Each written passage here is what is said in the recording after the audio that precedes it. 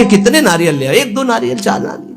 भजन से नारियल पैदा कर दिया, इत्र 50 रुपया का इत्र मिल जाएगा, उसके लिए चमत्कार भजन। और बोले इत्र निकाल दिए और नारियल निकाल, सबके देखते देखते कुछ नहीं, बोले केला निकाल दिया, ठेलिया खरीद ले यार, 1000-2000 में क्या पैसा, क्या चमक। भजन का फल है। हाँ, ललित किशोरी जुगल इश्क में बहुतों का घर गलते देखा, डूबा प्रेम सिंधु में कोई हमने नहीं उछलते देखा। अपने एक लड़का को स्मार्ट मोबाइल देते हो, फीस देते हो, पढ़ाते हो, लिखाते हो, पाई भर तुम्हारी नहीं मानता। एक लड़का एक बिटिया संभाले नहीं संभलता, चमत्कार देखने चले हो, बाबा का चमत्कार दिखाओ। चमत्कार एक इनकी खोपड़ी में बैठ करके राधा नाम सबको चला रहा है, साफ संयम में है, कोई मनोरंजन किसी के पास नहीं, जिनको सेवा है केवल उनके पास मोबाइल, साफ सावधान। और रोज अपनी दिनचर्या में रत रहते हुए ये सब इष्टाकार वृत्ति की तरफ चल रहे हैं। हम इनको मन से प्रणाम करते हैं कि हमारी आज्ञा हमारे गुरुजनों की परिपाटी पर चल रहे हैं। चमत्कार किसे कहते? मन का परिवर्तन कर देना। ये राधा नाम का चमत्कार है, ये राधा नाम का प्रभाव है। पता नहीं लोग साधु महात्मा को क्या समझते हैं। जादू देखना है तो जादूगर के पास जाओ ना, पानी में ये दिखा देना, रुमाल में कबूतर निकाल देना, ये देखो जाके। साधु का चमत्कार देखना है मन का परिवर्तन, तुम्हारा मन और तन दोनों पवित्र होकर सच्चिदानंद भगवान में लगे। आज इसीलिए तो साधुता बहुत दुर्लभ हो गई है कि साधु महात्माओं को भी लोग नौटंकी मनोरंजन का एक पात्र समझते हैं। ताली बजा दी, बात सुने, कोई नेता का भाषण, ताली बजा दी। मन का परिवर्तन, तन का संयम और सच्चिदानंद में वृत्ति को जोड़ना। अजब रंग अनुभव बरसन लागे,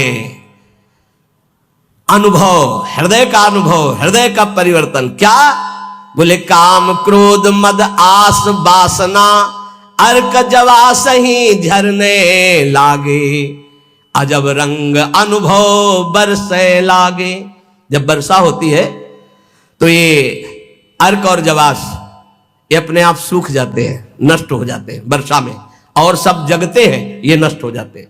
बोले जब राधा राधा राधा राधा और इसका जब रंग बरसने लगता है हृदय में, तो काम क्रोध मद आस वासना ये अपने आप नष्ट हो जाते हैं। जैसे वर्षा होते ही अर्क और जवास नामक पौधे ये अपने आप नष्ट हो जाते हैं, और दूसरे सैकड़ों पौधे हरे भरे हो जाएंगे, पर ये नष्ट हो जाएंगे। तो ऐसे ही काम क्रोध लोभ मोह मद वासना नष्ट हो जाती है, और नाना प्रकार की भाव तरंगे प्रिया प्रीतम की उठने लगती है। लोभ मोह परद्रोह दोष दुख कलि कुचाल सब तरसे लागे, इंद्री दमन अमन सब भात ही अरुचि होत अब छर से लागे, अजब रंग अनुभव बरसे लागे। कब जानो हमारी साधना रंग ला रही है? जब काम के वेग को, क्रोध के, मोह के, मद के, इन सब के वेगों को सह गए, कोई प्रभाव नहीं, अंदर से शांत। किसी से कहना मत, क्योंकि कहने से सत्ता दृढ़ होती है। अंदर जो विकार आते हैं किसी से मत कहो, कोई भी क्रिया मत करो, शांत उस समय नाम जप करो, देखो अपने आप सब नष्ट हो जाएंगे। और नष्ट आपको नहीं करना, कोई है आपका जो आप पर नजर रख रहा है। कोई आक्रमण आपको परास्त तब तक नहीं कर सकता जब तक आप आज्ञा का उल्लंघन नहीं करेंगे। आप अपने हाथ से कोई क्रिया नहीं करेंगे, आप कोई गंदे दृश्य नहीं देखेंगे, तब तक किसी की ताकत नहीं कि आपको भ्रष्ट कर सके। ध्यान रखना, क्योंकि आप गुरु कृपा कवच में हैं। जब आप आज्ञा उल्लंघन कर देंगे तो फिर लक्ष्मण रेखा पार हो गए आप, फिर आपको दंड भोगना पड़ेगा। लोभ मोह परद्रोह दोष दुख कलि कुचाल ये सब तरसे लागे, अर्थात वो चाहते कि मैं इसको अपने अधीन करूं, पर हिम्मत नहीं कि छू सके। किसको? जिसकी जिह्वा पे राधा राधा नाम और हृदय में गुरु कृपा का अनुभव शुरू हो गया है। इंद्रिय दमन ये पहचान है साधुता की, नहीं तो फिर नाटक है, पाखंड है, दंभ है। बिन विवेक वैराग्य भक्ति बिन सत्य नये को मानो, भगवत विमुख कपट चतुराई सो पाखंडे जानो, चाहे गृहस्थ हो चाहे विरक्त। अगर इंद्रियां संयम में नहीं है, मनमानी विकार भोगे जा रहे हैं, तो नौटंकी नाटक भले हो सकता है, वो गृहस्थ उपासक है ना, वो विरक्त उपासक है। इंद्रिय दमन तो अमन सब भात है, सब भात से मन अमना हो गया है तो परम शांति परम चैन है।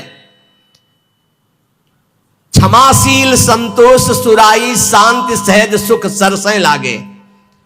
उपासक के अंदर क्षमा बढ़ने लगा।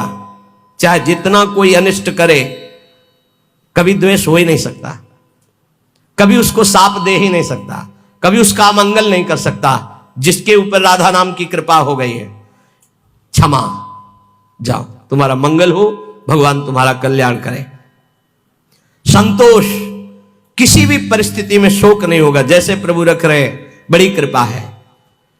शांति, कोई भी द्वंद्व से अशांत नहीं कह सकता। सहज सुख सरसें लागे, सहज सुख आत्म सुख है, आत्म सुख का रसास्वादन होने लगा। दास बना, ये कैसे हुआ? नाम जपी, पहले दास शब्द है, आश्रय। बहुत जोर की बात हमारे हृदय में बार बार उठती कि ये लोग समझ जाएं कि भगवत प्राप्ति आश्रय से होती, आश्रय से, दृढ़ आश्रय। दास बना पहले, जप नाम दूसरा। बिगड़ी जन्म अनेक की अवै सुधरे आज हो ही राम को पहले, फिर नाम जप दूसरा, फिर तज कुसुमाज तीसरा। और यहां से शुरू किया जाता है सब उपदेश। पहले विकार त्यागो, फिर नाम जप करो, फिर भगवान की शरण में हो। ऐसा नहीं होता, पहले भगवान की शरण में हो, नाम जप करो, तुम्हें बल मिलेगा, विकार छूट जाएंगे। उपजा मुक्ति, मुक्त पद, बहुत सुंदर महात्माओं के वचन है। पहले भगवत दासत्व आश्रय, खूब नाम जप, तो बोले मोक्ष पद भी हृदय में ही प्रकाशित हो गई। ये मोक्ष पदवी क्या है? इसकी पहचान क्या है कि आप मुक्त हो गए हो? शत्रु मित्र समजान मान मान अपमान सम दुख सुख लाभ नहान या जो कृपा हरिवन, ये मुक्त पुरुष का लक्षण है। चाहे शत्रु हो उसके साथ व्यवहार कर रहा हो, या मित्र हो, दोनों में समान भाव, मान और अपमान में समान भाव, सुख दुख में समान भाव, लाभ हानि में समान भाव, जय पराजय में समान भाव। ये जिसके हृदय में आ गया वो मुक्त हो चुका है। गीता जी में भगवान ने कहा, निर्माण मोहाजित संग दोषाध्यात्म नित्या विनिवृत्त कामा द्वंद्वेर विमुक्ता सुख दुख संगई गच्छन्त अमूढ़ा। ऐसा अमूढ़ अव्यय पद का अधिकारी महापुरुष मुक्त पद में विराजमान कौन है? बोले जो मान रहित हो चुका है। मान बिल्कुल उसके हृदय में प्रियता पैदा नहीं कर पा रहा, और अपमान बिल्कुल दुख नहीं पैदा कर पा रहा। अमोहा, ना अपने शरीर से मोह है, ना किसी के शरीर से मोह है। यह मुक्त पुरुष का लक्षण है। जित संग दोषा, चाहे जितने भोगों के बीच में उसका मन भोगने के लिए चलेगा ही नहीं, वो जीवन मुक्त पुरुष है। जित संग दोषा, अध्यात्म नित्या, निरंतर आत्मस्वरूप में स्थित, विनिवृत्त कामा, समस्त कामनाएं निवृत्त हो चुकी है।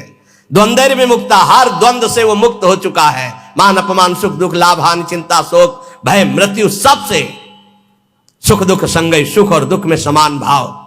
ऐसा महापुरुष परम ज्ञानी महात्मा वो जीवन मुक्त है। वो यहां कह रहे हैं, दास बना पहुंचे मुकाम जे आंखें कहत हवाला। साधु की पहचान चिकने गाल से नहीं, साधु की पहचान उसके नेत्र से होती है, सिर्फ नेत्र से। ऐसे तो मांस मछली खाने वाले के भी गाल चमकते देखे हैं कि वो बहुत ही चिकन, तो चिकनाहट को थोड़ी साध होता है, वो तो घी दूध से चिकनाहट आ जाती है। अच्छा खाओ पियो तो मांस चढ़ेगा, चिकना हो जाएगा शरीर।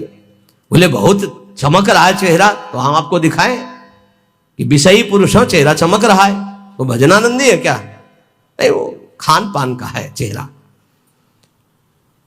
दास बना पहुंचे मुकाम, तो आंखें कहत हवाला। अच्युत मुनि के आश्रम में जे उड़िया बाबा पहुंचे, गंगा के किनारे है, तो देखा, जे दृष्टि दे, अरे अपने शिष्यों से कहा दौड़ो, ब्रह्मबोध संपन्न महापुरुष पधार रहे हैं। दृष्टि में पता चल, बोले दास बना पहुंचे मुकाम जे, तो आंखें कहत हवाला। आंखें परिचय बता देती है कि ये किस कोटि का महात्मा है। जीवन मुक्त है या प्रपंची है या विषयी है या साधक है या साधना की किस स्थिति में है, पहुंचा हुआ महापुरुष के नेत्र बताते हैं। दास बना पहुंचे मुकाम जे आंखें कहत हवाला। जे दृष्टि में दृष्टि ऐसे मिली तो पता चल जाता है कि किस कोटि की स्थिति है। अब बता रहे हैं कि